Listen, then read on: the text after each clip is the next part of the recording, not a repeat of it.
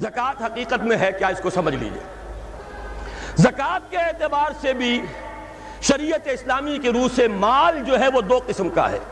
جیسے زمین میں نے عرض کیا دو قسم کی ہے، خراجی عشری، ایسے ہی مال باطنی، اموال باطنی، اموال ظاہری۔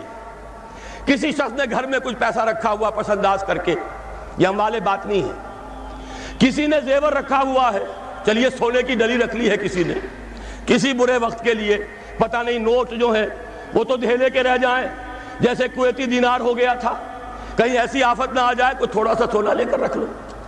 یہ جو گھر میں چھپا ہوا مال ہے یہ اموال باطنی ہے، ان کی زکوٰۃ اسلامی ریاست نظام خلافت زبردستی نہیں لیتی، ورنہ تو گھر گھر جا کے جامع تلاشی کرنی پڑے گی، ٹرنک کھولنے ہوں گے، تکیے ادھیڑ کر دیکھنے ہوں گے کہیں کچھ رکھا ہوا تو نہیں ہے۔ اسلام کا نظام نظام فطرت ہے۔ اموال باطنہ میں آپ کو آزادی ہے، زکوٰۃ دیں جسے چاہیں دے دیں، آپ کا اور اپنے رب کا معاملہ ہے، وہاں حساب جا کے دے دیجئے گا۔ اموال ظاہری کی زکوٰۃ جبراً لی جائے گی۔ وہ کیا ہے؟ یہ مال ہے جو دکانوں میں ہے، اموال تجارت، یہ فیکٹریاں ہیں جن میں فنشڈ پروڈکٹ بھی ہے، خام مال بھی ہے، یہ بھیڑ بکریوں کے گلے ہیں، ہزار ہزار بھیڑیں اور ہزار ہزار بکریاں، اونٹوں کی قطاریں، یہ ہے جو ظاہر مال ہے، سامنے ہے، کہاں چھپا کر لے جائیں گے؟ گودام بھی ہے تو وہ گھر تو نہیں ہے، گودام کی تلاشی ہو سکتی ہے، دکان کا حساب لگایا جا سکتا ہے۔ فیکٹری کے اندر اس کی زمین، اس کی مشین، اس کے ٹولز ایگزمپٹ، اس پر زکوٰۃ نہیں ہے۔ لیکن جو بھی مال ہے اس میں وہ دو شکلوں میں ہوگا، یا خام مال ہے، کپڑا بنانے کا کارخانہ ہے تو دھاگا پڑا ہے اتنے کروڑ کا، تیار کپڑا ہے اتنے کروڑ کا، اس کا 2.5% دے دیجئے۔ مال ہے 5 لاکھ کا، دکان کے اندر 2.5% دے دیجئے، اموال ظاہرہ ہے۔ اور اس میں اس سے کوئی غرض نہیں کہ سال بھر میں آپ نے کچھ کمایا کہ گوایا، جب تک آپ نصاب کی حد سے اوپر ہیں، چاہے آپ کا اس سال میں آدھا مال گیا، 10 لاکھ کی مالیت تھی اب آپ 5 لاکھ کے ہیں، لیکن 5 لاکھ پر بھی آپ کو 2.5% دینا ہے، چاہے کمایا ہو چاہے گوایا ہو۔ اور یہ ٹوٹل پر ہے، کسی اکاؤنٹنٹ کی ضرورت نہیں، جو تاریخ معین ہے جا کر دیکھیے کیا مال پڑا ہوا ہے، 2.5% حساب کر کے دے دیجیے۔ اتنی رقم آئے گی۔ ابھی جو کہہ رہے تھے جنرل صاحب کہ یہ نعرہ بھٹو نے لگایا، یہ بالکل وہی بات ہے جو علامہ اقبال نے فرمائی ہے، مغربی تہذیب میں بھی ایک حصہ حق کا ہے، اگرچہ باطل نے اس کے اوپر پورا غلبہ حاصل کر لیا، لیکن حق کا حصہ اس میں بھی تھا۔ وہ کیا تھا؟ اوہام پر اپنی بات نہ قائم کرو، لا تقف ما لیس لک بہ علم ان السمع والبصر والفؤاد کل اولئک کان عنہ مسئولا۔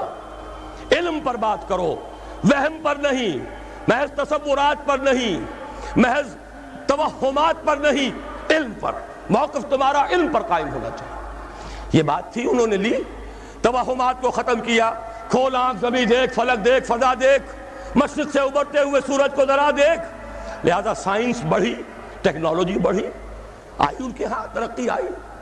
اسی طرح یہ سمجھ لیجئے روٹی، کپڑا اور مکان کوئی کافرانہ نعرہ نہیں تھا، یہ افراد کا بنیادی حق ہے، اور تاریخ انسانی میں پہلی مرتبہ عمر فاروق نے اس حق کا بیان کیا۔ اگر دجلہ اور فرات کے کنارے ایک کتا بھی بھوکا مر گیا تو عمر قیامت کے دن ذمہ دار ہوگا۔ کون مارکس ہے، کیا پدی اور کیا پتی کا شوربہ، کون کوئی جدید تصورات دینے والے ہوں گے؟ یہ کل کی پیداوار ہے اور آج ختم ہو چکے، آج ان کے چہروں پر کالک بری جا رہی ہے، آج ان کے مجسمے گرائے جا رہے ہیں۔ عمر فاروق کا فرمان، یہ محمد کے غلام اور ایک ادنا تربیت یافتہ سپاہی کا فرمان ہے، یہ تا قیامت قائم رہے گا۔ ہر شہری کی بنیادی ضروریات کی کفالت ہے جو نظام خلافت کے ذمہ ہے۔ اور اس میں تو جیسا کہ میں نے عرض کیا، اس میں تو حضرت عمر نے مسلمان نہیں کہا، صرف مسلمان نہیں، جانوروں تک بات پہنچا دی۔ اس کا مطلب یہ کہ غیر مسلموں کا بھی حق ہے۔ اس لیے کہ حضرت عمر ہی نے ایک مرتبہ دیکھا تھا، کسی صوبائی دارالحکومت کے دورے پر گئے تھے، کوئی ایک بڑھا غیر مسلم غالباً مجوسی تھا، وہ کچھ خیرات مانگتا پھر رہا تھا، بہت بوڑھا ضعیف۔ وہاں کے عامل سے حضرت عمر نے پوچھا یہ کیا معاملہ ہے، یہ خیرات مانگنے پر کیوں مجبور ہو گیا؟ تو انہوں نے کہا غریب ہے اور اس کے پاس کوئی ذریعہ نہیں ہے. فرمایا یہ بڑا ظلم ہے کہ جب یہ جوان تھا کماتا تھا ہم اسے جزیہ لیتے تھے، اور آج اگر یہ بوڑھا ہو گیا ہے اور اس کا کوئی والی وارث نہیں ہے تو ہم نے اسے سڑکوں کے اوپر بھیک مانگنے کے لیے چھوڑ دیا. اس کا بھی وظیفہ مقرر ہو جائے گا. یہ ذمہ داری، یہ کفالت عامہ ہر شہری کے لیے. اور یہ جان لیجئے تجارت میں اور صنعت میں یہ سارا فساد جو اس وقت ہے وہ اس وجہ سے ہے کہ عام آدمی، عام کسان، عام مزدور مجبور ہے کہ سرمایہ دار اور جاگیردار کی ٹرمز پر کام کرے. نہ کرے گا تو کیا کرے گا؟ ٹریڈ یونین بنا لیجئے، وہ بھی جیبی ٹریڈ یونین بنا لیں گے، ان کے اپنے ایجنٹ ہوں گے.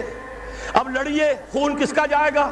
مزدور ایک دوسرے سے ٹکرائیں گے، کچھ حاصل نہیں. اسلام نے کیا نظام دیا ہے؟ آپ غریب کو ضمانت دے دیجئے، اگر تمہیں صحیح ویج نہیں مل رہی، تمہیں صحیح مبادلہ نہیں مل رہا اپنی محنت کا، مت کام کرو. تمہیں بھوکا نہیں مرنے دیا جائے گا، تمہاری بنیادی ضروریات کی کفالت ریاست کرے گی. اب ہوئی برابر کی چوٹ. اگر کارخانے دار کہہ سکتا ہے کہ اگر آپ کو یہ چیز منظور ہے کام کیجئے ورنہ جائیے، سب مزدور چلے جائیں گے، میں لاک اپ کر دوں گا، کارخانہ بند کر دوں گا. لیکن یہ کہ مزدور اس وقت یہ نہیں کہہ سکتا. وہ تو کہے گا جناب اسی تنخواہ پر کام کروں گا، اس لیے کہ ایک دن کام نہ کرے شاید بچ جائے، 2 دن کام نہ کرے بچ جائے، تیسرے دن فاقہ آئے گا، اس کے پاس کھانے کو نہیں ہے. لیکن اگر معلوم ہو میری ریاست خلافت اللہ فی الارض، وہ ضامن ہے، وہ رب العالمین ہے، اور اسی کی رب العالمینی کا یہ مظہر ہے نظام خلافت. رحمت للعالمینی کا سب سے بڑا مظہر محمد رسول اللہ کی یہ نظام خلافت، یہ ضامن ہے، یہ مجھے بھوکا نہیں مرنے دے گا، یہ میرے بچوں کے لیے کوئی نہ کوئی چھت ضرور فراہم کرے گا. تو پھر اس کے پاس بھی بارگیننگ پاور ہے، وہ بھی قدم جما کر بات کرے گا کہ جناب یہ ویج دیتے ہیں تو کام کروں گا ورنہ نہیں کروں گا. یہ ہے جو آسان ترین حل ہے. باقی یہ کہ جبر کیا تھا روس نے، اس کا حشر دیکھ لیا. اور سرمایہ دارانہ نظام اس وقت تو بڑا خوش ہے، اس کے ڈنکے بج رہے ہیں، اس کی فتح ہو گئی. سب سے بڑا دشمن سرنگو ہے، وہ تو سجدہ کیے ہوئے ہے. لیکن یہ کہ واقعہ یہ ہے سرمایہ دارانہ نظام کے اندر جو کنٹرڈکشنز ہیں، جو تضادات ہیں، اب وہ ظاہر ہوں گے. جب باہر مقابلہ تھا اندر کی لڑائی ختم تھی، اب اندر سے فساد ابھرے گا، اندر سے ایکسپلوژن ہوں گے. یہ غیر فطری نظام، یہ غیر انسانی نظام، یہ غیر معقول نظام ختم ہو کر رہے گا.